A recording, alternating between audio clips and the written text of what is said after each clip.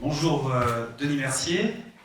Bonjour. Denis Mercier, vous êtes géographe à la faculté des lettres de Sorbonne Université.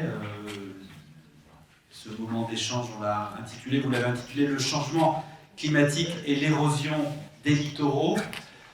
On aura peut-être quelques images, mais je ne sais pas trop si... Ah, mais ça a l'air de marcher.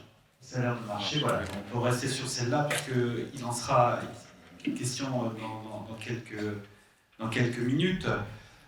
Donc, c'est dit dans le titre, on va parler de l'érosion des littoraux. C'est un sujet qui est connexe à celui de la fonte des glaciers, ça a été évoqué plutôt, la fonte des glaciers, mais souvent on établit l'équation simple, fonte des glaciers égale montée des eaux, égale littoraux submergés.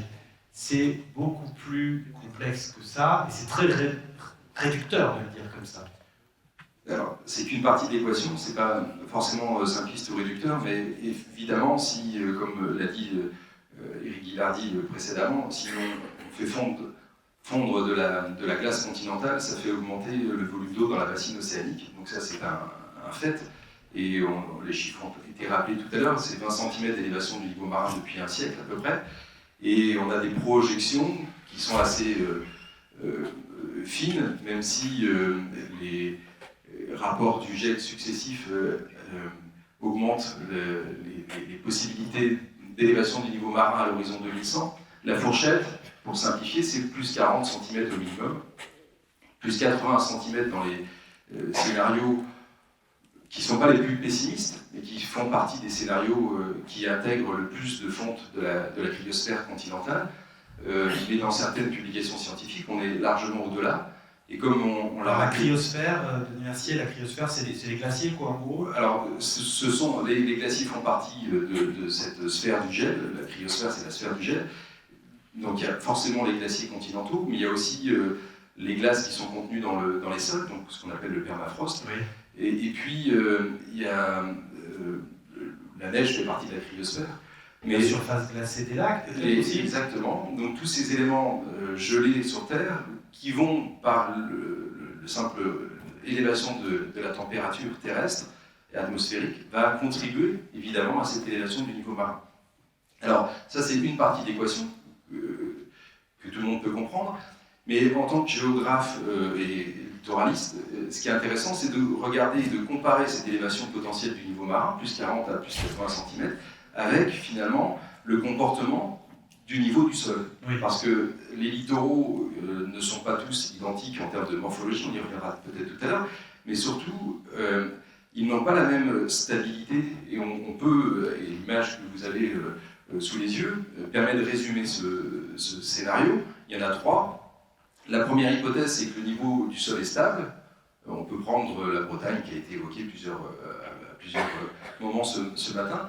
On considère que la Bretagne est stable au niveau de l'isostasie, c'est-à-dire l'équilibre des continents, parce qu'on est sur une marge passive, et que finalement, le niveau du sol, lui, il bouge très peu à l'échelle des temps géologiques. Donc si on a un niveau du sol stable, et que le statisme, c'est-à-dire l'élévation du niveau marin, est de 40 à 80 cm à l'horizon 2100, eh bien l'élévation du niveau marin relatif, si on compare donc le statisme et l'isostasie, sera égale à cette élévation du niveau marin.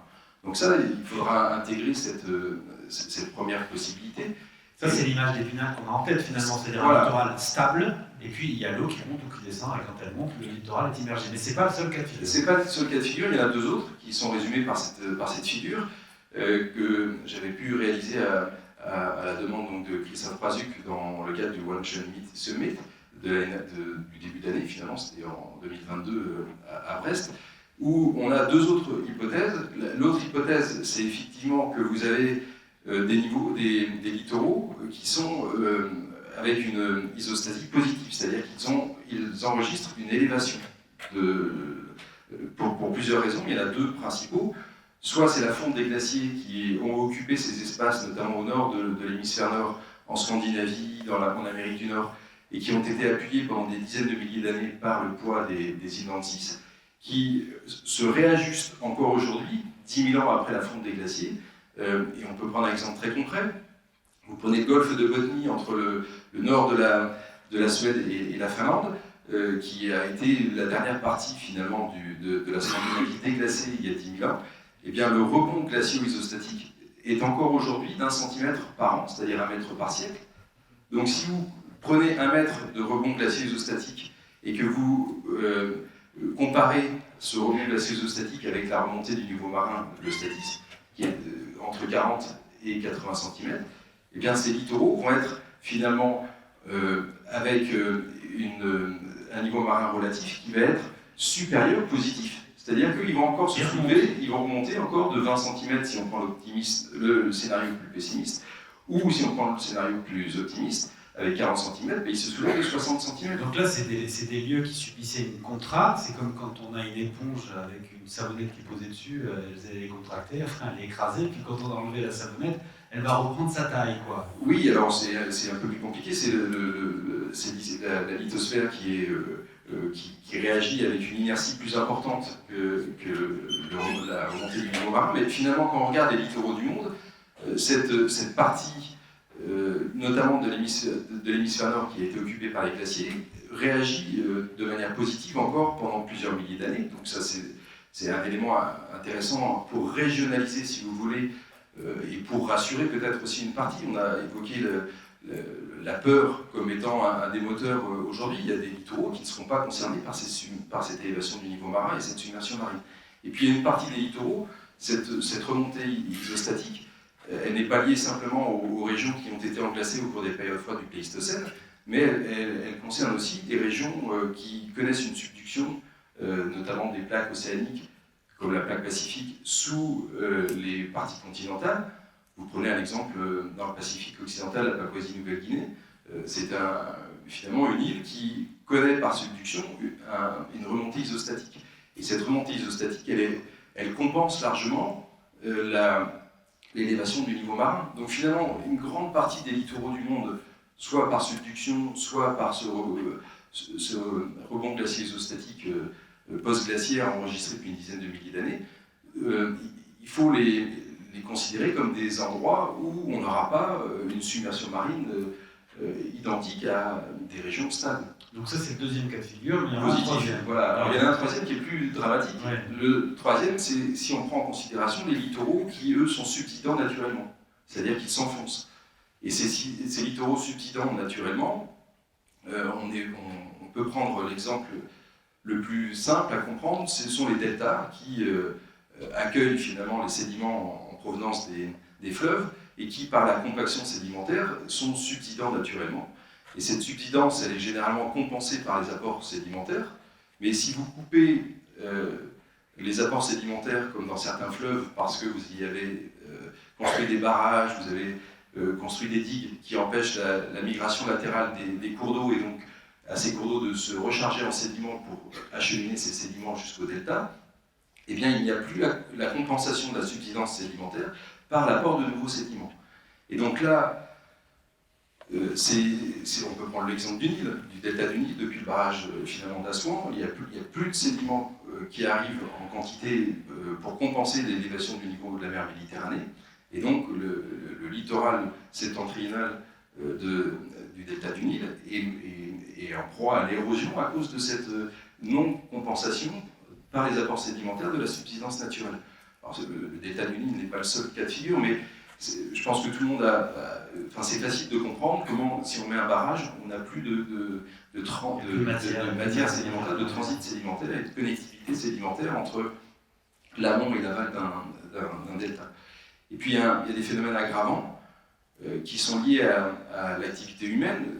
On prend souvent, pour ici vous donner les chiffres les plus dramatiques, c'est le cas de Bangkok, finalement, qui est naturellement subsidant et qui a une subsidence qui est mesurée à 3 mètres par siècle. Donc 3 mètres, si vous mettez 3 mètres de subsidence pour le Bangkok, avec la remontée de 40 à 80 cm de l'eustatisme, et bien là, pour ces cas de figure, là c'est le cas scientifique repris dans les travaux le plus extrême, mais ça vous donne finalement entre 3,40 m et 3,80 m d'élévation de niveau marin à l'horizon 2100. Et il y a des facteurs aggravants avec l'urbanisation, non? Si on a des gratte-ciels, si on a des choses qui pèsent. Oui, alors ce qui pèse le plus, c'est quand on pompe, par exemple, dans les nappes phréatiques, dans ces deltas, pour alimenter en eau potable soit la consommation humaine, soit l'industrie, soit les deux. Et donc la compaction, la subsidence, quand la subsidence est la plus élevée, c'est souvent lié, c'est souvent lié à finalement une surexploitation humaine des ressources du sous-sol qui vont faire que la subsidence et la compaction du delta est aggravée par ces phénomènes-là. Alors la structure du littoral, selon qu'on parle de plage, de falaise, et même sa position géographique, si je puis dire, elle a aussi une façon de réagir en particulier par rapport à la montée des eaux. Là, vous avez une deuxième image qui est très explicite. On voit bien que suivant la découpe de la côte, la montée des eaux, elle n'a pas du tout le même effet. Exactement. Alors, le premier point, c'est de dire que partout, ça ne sera pas le même comportement. Et puis même quand on prend un exemple, si on revient en Bretagne, on a considéré que c'était une marge passive, donc c'était une zone stable. Mais vous êtes, tous ceux qui connaissent bien la Bretagne, savez qu'il y a effectivement des falaises ou des zones basses. Et selon que vous allez avoir des falaises ou des zones basses, votre montée du niveau marin n'aura pas le même impact, et c'est ce que résume cette figure que je reprends d'un géographe, Roland Paskov, qui était le spécialiste des littoraux et qui était très actif, où vous avez sur la gauche de l'écran finalement un littoral à falaise où entre aujourd'hui point A et demain en 2100 le point B, les 40 à 80 cm d'élévation du niveau marin ne va pas changer considérablement la géométrie du littoral, c'est-à-dire que là on aura une érosion de la falaise, mais il n'y a pas une modification du trait de côte et de la position du trait de côte. En revanche, si vous êtes face à un marais maritime, une zone basse topographiquement, avec une étendue plane très peu élevée au-dessus du niveau de la mer, et bien là, vous avez sur la droite du graphique, entre un point A aujourd'hui et le point B dans 80 ans, et bien une modification de la position du trait de côte qui peut être considérable. Donc là, on rajoute une couche de complexité, si vous voulez, à la géographie déjà des littoraux, au-delà du cas mondial, avec les trois cas de figure stables, subsidants ou en surrection, eh bien, on peut rajouter une finesse d'analyse qui va être finalement en fonction des types de côtes, et notamment, est-ce qu'on est une côte basse ou une côte à falaise. Alors vous avez cité le pergélisol tout à l'heure, j'aimerais bien qu'on revienne sur ce cas particulier, parce que ça désigne quand même des zones du globe qui sont peu fréquentées, donc on les imagine comme étant un petit peu figées, fixes, mais en fait non, là aussi il se passe des phénomènes un peu insolites et très dommageables. Oui, alors, c'est l'image suivante.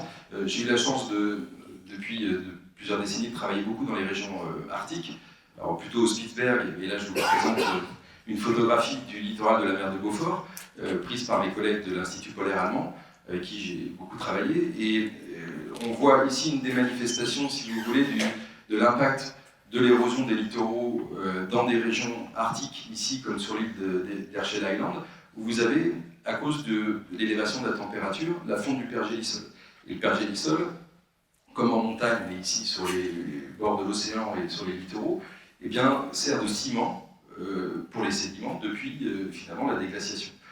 Or, en augmentant la température, le rôle de ciment de ce pergélisol ne joue plus, puisqu'il il passe de l'état solide à l'état liquide. Et donc, les sédiments meubles que vous avez ici au premier plan, eh bien, sont embarqués par cette libération de l'eau liquide qui va considérablement donc, éroder ce littoral. Donc là, les enjeux sont faibles, puisqu'on est sur l'île d'Herschel Island, il y a quelques localités, mais il y a peu d'enjeux humains. En revanche, ce processus d'érosion des littoraux à pergélisol est quelque chose qui est de mieux en mieux étudié, notamment avant les conflits qui ont été évoqués le long des littoraux russes, avec beaucoup de travaux faits par les scientifiques russes et les scientifiques allemand sur ces littoraux. C'est là où les reculs sont les plus importants.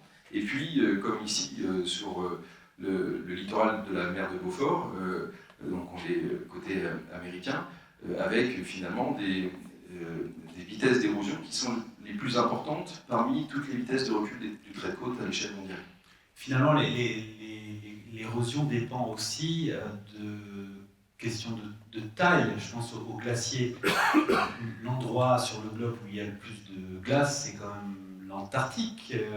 Or, c'est pas là qu'il se passe des gels les plus importants, parce qu'on a des glaciers qui sont trop gros. De toute façon, il fait toujours trop froid encore. Alors pour la partie centrale de l'île Nancy Antarctique, c'est effectivement vrai. Si vous êtes à la station à Vincent Scott, finalement, que vous passiez de moins 90 degrés à moins 85, ça ne va pas changer grand-chose.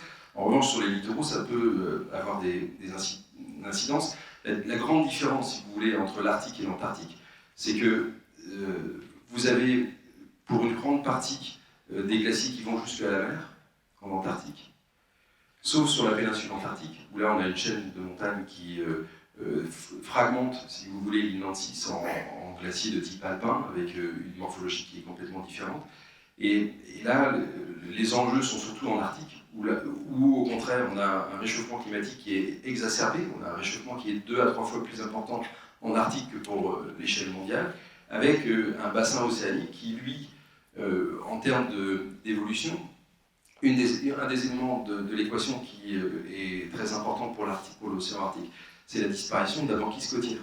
Et pour l'érosion des littoraux, cette banquise côtière était une vraie protection du littoral, parce qu'elle protégeait le littoral des assauts des vagues, notamment au moment des tempêtes. Et la fonte de la banquise arctique estivale sur une... Alors on passe environ de 8 millions de kilomètres carrés à 4 millions de kilomètres carrés depuis entre 1980 et aujourd'hui. Et surtout, cette banquise, qui était une banquise pluriannuelle qui se reconstituait, qui s'épaississait, pardon, et elle devient de plus en plus une banquise annuelle qui se fragmente beaucoup plus facilement, qui se met en place plus tardivement dans le temps.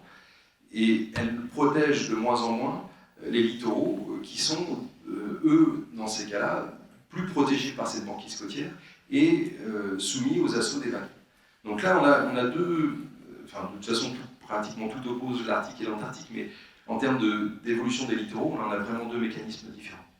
Alors on va s'éloigner du pergélisol pour revenir dans des lieux où il y a une urbanisation plus importante et qui quand même caractérise la façon dont l'humain peut avoir un effet d'accélération. Donc vous avez choisi quelques exemples. Oui, alors le premier, pour rester dans l'Arctique, mais là du côté russe, et on quitte la mer de Beaufort, on va sur la partie sud-orientale de la mer de Barents. Le recul du trait de côte, s'il n'y a pas d'enjeu, ou peu d'enjeu au niveau de l'île d'Herschel Island en mer de Beaufort, là ici avec l'exemple du terminal pétrolier de Barandai,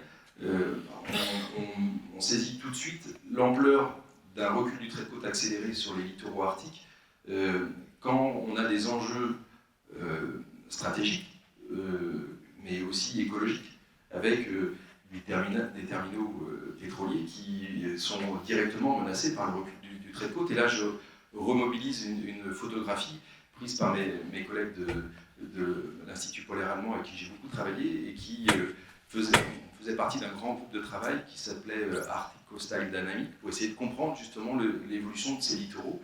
Et autant certains espaces, c'est de la recherche fondamentale pour essayer de comprendre les vitesses de recul du trait de côte. Là, on touche à des enjeux qui sont considérables. Alors vous avez amené d'autres exemples. Oui, il y a ce système d'une plage qui est très proche peut-être des littoraux français et dans lesquels il y a beaucoup de routes le long des plages pour qu'on puisse aller se baigner, etc. Et ça, c'est très dommageable aussi. Oui, alors si on change encore, le géographe aime bien changer d'échelle, et quand on passe à une échelle plus fine et qu'on prend un système de littoral classique partout dans le monde, mais notamment ici pour deux exemples qui sont très proches, Saint-Brevin-l'Océan au sud de l'estuaire de la Loire et la Baule-Escoublac ou la Baule-les-Pins, comme vous le voulez, qui sont deux stations du même département de la Loire-Atlantique. Vous avez deux systèmes, plage dune, un système qui s'auto-entretient. Les plages nourrissent la dune par les sédiments que le vent transporte. Et puis, quand il y a des tempêtes, eh bien, généralement, la plage, l'énergie de la houle à la côte va chercher une partie du stock sédimentaire dans la dune pour recharger la plage. Et ce sédiment qui part un peu dans les petits fonds est remonté progressivement sur le haut de plage pendant l'été suivant, au moment où l'énergie de la houle à la côte est la moins importante. Donc il y a un système plage dune qui s'auto-entretient, qui se nourrit. Et vous avez ici deux communes qui ont réagi complètement différentes. On parlait d'adaptation au changement climatique tout à l'heure, ou d'adaptation finalement à des évolutions de société. L'exemple de Saint-Brévin-l'Océan, c'est une commune qui a choisi finalement de protéger sa dune bordière en limitant les accès à la plage par des chemins, qui a surtout favorisé les plantations de pins et la fixation de la dune, ce qui fait que quand il y a des tempêtes, eh bien cette dune peut nourrir la plage, et réciproquement. Donc on a un système naturel aménagé pour l'homme, mais qui est finalement très efficace, et qui servira de rempart à la mer pendant de nombreuses décennies encore, parce que finalement on a une dune qui se nourrit, qui s'engraisse et qui est bien solide, et qui est le meilleur rempart contre l'océan.